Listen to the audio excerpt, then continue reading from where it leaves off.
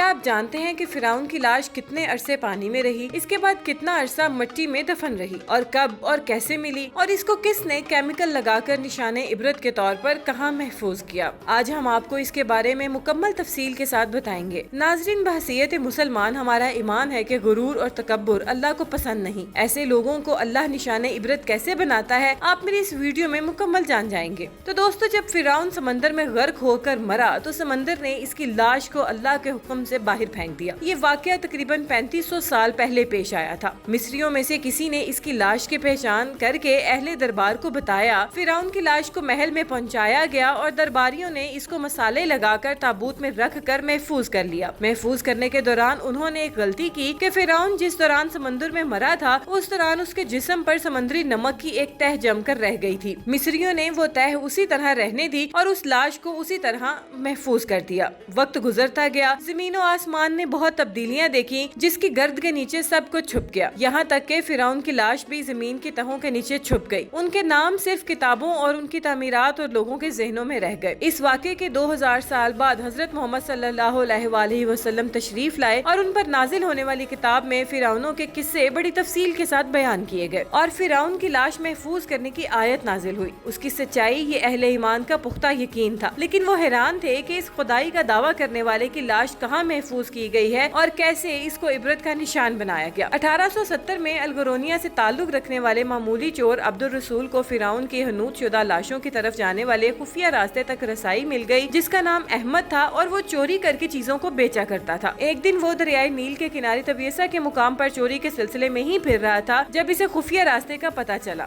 وہاں اس نے واردات کے سلسلے میں کھدائی کرنی شروع کر دی اور اسی دوران اس کو کچھ لوگوں نے پکڑ لیا اور پولیس کے حوالے کر دیا۔ وہ جس جگہ کی کھدائی کر رہا تھا اس جگہ کی مزید کھدائی کی گئی تو وہاں سے ملنے والی دوسری ممیوں کے ساتھ ساتھ فرعون کی لاش بھی مل گئی۔ اس کے کفن پر سینے کے مقام پر اس کا نام لکھا ہوا تھا۔ ان ممیوں کو ماہرین قاہرہ لے کر گئے اور جب ان کی تحقیق کی گئی تو فرعون کی ممی پر نمکیات کی موجودگی سے پتہ چلا کہ یہ اسی فرعون کی لاش ہے جسے اللہ نے سمندر میں غرق کیا تھا۔ یہ بہت بڑا واقعہ تھا۔ اس پہ دنیا کے ماہر آثار قدیمہ مصر کی طرف بڑھے اور دنیا بھر کے ماہرین نے اس بات کی تصدیق کر دی کہ دوسری لاشوں کی نسبت صرف اس کی لاش پہ نمکیات کی تہ جمی ہوئی تھی۔ اس کے بعد اس لاش کو فرعون کی لاش قرار دے کر عجائب گھر میں محفوظ کر دیا گیا۔ 1982 میں فرعون کی ممی خراب ہونے لگی تو وقت کے مصری حکومت نے فرانس کی حکومت کو درخواست کی کہ فرعون کی ممی کو خراب ہونے سے بچایا جائے۔ اس کے علاوہ جدید سائنسی طریقے سے اس کی موت کی وجہ بھی معلوم کی جائے۔ چنانچہ مصری اور فرانسیسی حکومت نے مل کر فرانس لے جانے کا انتظام کیا۔ جب اس کی لاش کو فرانس لے جایا گیا تو فرانسیسی صدر خود اپنے تمام عہدیداران کے ساتھ اور فوج کے بڑے افسران کے ساتھ استقبال کے لیے موجود تھے۔ اس لاش کا استقبال ایک زندہ بادشاہ کی طرح کیا گیا، اسے گارڈ آف آنر دیا گیا اور توپوں کی سلامی بھی دی گئی۔ اس کی لاش کو ماہر ڈاکٹرز کے حوالے کیا گیا۔ اس ٹیم کی سربراہی ڈاکٹر مورس بوکابے کر رہے تھے۔ مائکروسکوپ کے ذریعے اس کا باریک بینی سے جائزہ لیا گیا تو پتہ چلا کہ اس کی لاش پر سمندری ذرات ابھی بھی موجود ہیں اور موت کا ذریعہ پانی میں ڈوبنا بتایا جاتا ہے۔ ڈاکٹر مورس کے لیے یہ بات حیران کن تھی کہ ایک بادشاہ کی موت پانی میں ڈوبنے سے ہو، یہ کیسے ہو سکتا ہے۔ اس نے اس کے بارے مزید جاننا چاہا تو اس کو پتہ چلا کہ اس کا ذکر مسلمانوں کے نبی پہ اتری کتاب قرآن مجید میں درج ہے۔ وہ جانتا تھا کہ جہاں سے اسے یہ لاش ملی ہے وہ ایک اسلامی ملک ہے، چنانچہ تجسس کے ہاتھوں مجبور ہو کر وہ وہاں پہنچا۔ اس نے مصر کے ایک سائنسدان سے ملاقات کی۔ اس نے اسے قرآن مجید کھول کر سورہ یاسین کی آیت نمبر 90 تا 92 کا ترجمہ لفظ پر لفظ سنایا کہ فرعون کا خدائی دعویٰ کرنا، اس کا پانی میں ڈوب کر مرنا اور پھر اس کی لاش کا حنوط ہو جانا اور پھر لاش کا دوبارہ ملنا، پھر اس کی لاش کا جدید دور میں سائنسی طریقے سے محفوظ کیا جانا، سب کا اشارہ ایک ہی طرف تھا اور بڑا واضح اشارہ ہے کہ تجھے آنے والوں کے لیے عبرت کا نشان بنا دوں گا۔ اس کی لاش ایسے محفوظ کر کے رکھ دی گئی ہے کہ انٹرنیٹ کی ایک ایک کلپ پر کروڑوں کی نظر بننے کے لیے عبرت کا نشان بنا دی گئی ہے۔ وہ اس لیے کہ عبادت کے لیے صرف اللہ ہے اور وہ وحدہ لا شریک ہے، اس کے علاوہ کوئی عبادت کے لائق نہیں ہے۔ ڈاکٹر مورس نے جب ان آیات کو غور سے پڑھا تو اس نتیجے پر پہنچا کہ بے شک یہ دین سچا ہے اور کلمہ شہادت پکار اٹھا اور مسلمان ہو گیا۔ دوستو، اس طرح اللہ تکبر والوں کو نشان عبرت بناتا ہے۔ بے شک اللہ تعالیٰ ہر گناہ معاف کر دیتا ہے، لیکن شرک، اس کی ذات کے ساتھ کسی کو ٹھہرانا، یہ اللہ تعالیٰ کو منظور نہیں ہے اور صرف شرک ہی ہے جو اللہ تعالیٰ معاف نہیں کرے گا، کیونکہ ہر تعریف اللہ تعالیٰ کے لیے ہے اور کائنات کی تمام تعریفوں کا حقدار صرف اللہ تعالیٰ ہے، جس نے یہ تمام دنیا اکیلے نے بنائی ہے۔ وہ واحد ہے، وہ آہد ہے، اس کا کوئی شریک نہیں ہے۔